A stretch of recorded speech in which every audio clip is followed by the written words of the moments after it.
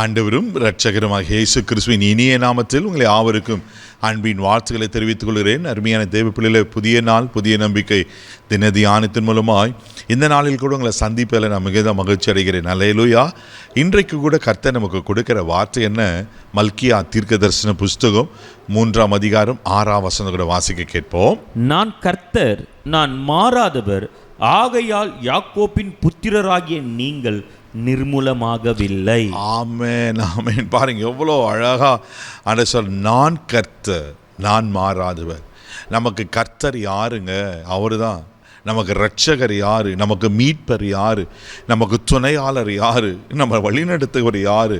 நம்மளுக்கு எல்லாமே A to Z யாருன்னு சொன்னால் ஆண்டவர் தானே தேவப்பிள்ளையில். அதனால தான் இங்கே சொல்கிறார், நான் கர்த்தர், நான் மாறாதவர்.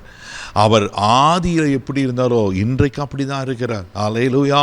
தேவ பிள்ளைகளே, அவர் நேற்றும் இன்றும் என்றும் மாறாதவராக இருக்கிறார். எபிரேயர் புஸ்தகம் 13ஆம் அதிகாரம் 8வது வசனம் அழகா சொல்லப்பட்டிருக்கு. வாசிக்க கேட்போம். இயேசு கிறிஸ்து நேற்றும் இன்றும் என்றும் மாறாதவராய் இருக்கிறார். ஆமென். இயேசு கிறிஸ்து நேற்றும் இன்றும் என்றும் மாறாதவராக இருக்கிறார். தேவ பிள்ளைகள், அவர் மாறலைங்க. கர்த்தரை மறந்துட்டாரு, கர்த்தரை அவளை தான் கைவிட்டுட்டாரு. இன்றைக்கி நிறைய பேர் அப்படி நம்ம புலம்புறோம்ல. அவர் மாறலைங்க. மனுஷர்கள் மாறி போயிடுவாங்க, உலகம் மாறி போயிடும், சூழ்நிலைகள் மாறி போயிடும். ஆனால் என் ஆண்டவர் மாறவே இல்லை. இன்னொன்று தெரியுமா? அவர் மாறாதவராக இருக்கிறது போல அவர் வல்லமைகளும் மாறலை, அவர் குணாதிசயங்கள் மாறலை. அவர் இருக்கிறவராகவே இருக்கிறவராக இருக்கிறார். அல்லேலூயா. ஆமேன். பிதாவாகிய தேவன் எப்படி இந்த அண்ட சராசரியை சிருஷ்டித்து எவ்வளோ அற்புதமான உலகத்தை உருவாக்கி, ஆமேன், இந்த உலகத்துக்கெல்லாம் மணிமகுடமாய், இந்த உருவாக்குறதுக்கெல்லாம் மணிமகுடமாய் மனுஷனை தனது சாயலை போல, தனது ரூபத்தின் போல படைத்து அவையெல்லாம் ஆண்டுக்குள்ளே என்று சரி அதிகாரத்தை கொடுத்த ஆண்டவர் இன்னைக்கு வரலாம் நம்ம மேலே அக்கறையாக தான் இருக்கிறார். இன்னைக்கு வரலாம் அவர் நம்மளை மறந்து போகலை. நம்ம தான் ஆண்டரை மறந்து போகிறோம்.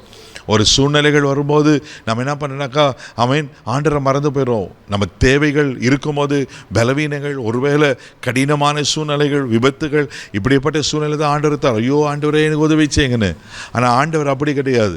அவர் எப்பொழுது நம்மளை தாயின் கருவிலே எலும்புகள் உருவேற்றப்படுவதற்கு முன்பாகவே நம்ம கருவை உருவாக்கி அவர் கண்கள் கண்டதோ அப்போத்துலேருந்து இன்னைக்கு வரலாம் அவர் மாறாதவர் தான் இருக்கிறார். அல்லேலூயா.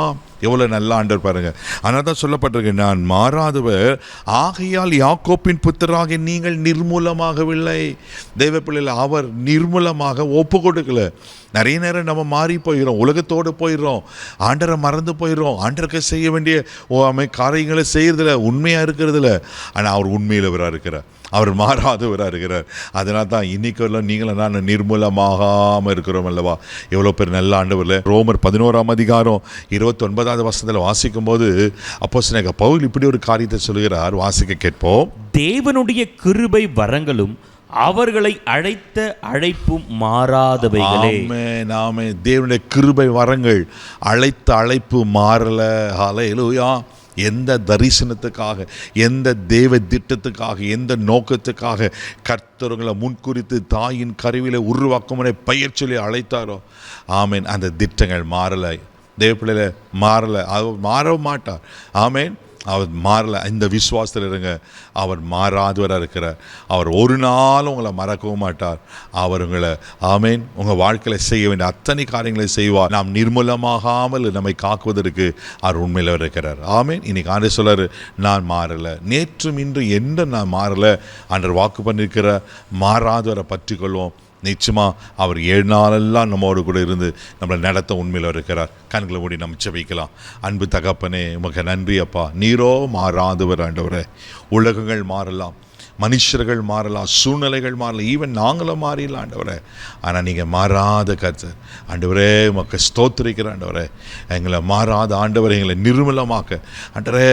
அப்படின்னா நாங்கள் அழிந்து போகிறதுக்கு எங்களை ஒப்பு கொடுக்கலையே, அதற்கு ஸ்தோத்திரம். தொடர்ந்து எங்களை நடத்தும், பாதுகாத்தும், கிருபைக்கு ஒப்பு கொடுக்கிறோம். இயேசுவின் மூலம் ஜெபம் கேளும் பிதாவே. ஆமென். அவர் மாறல. தைரியமாக போங்க. God bless you.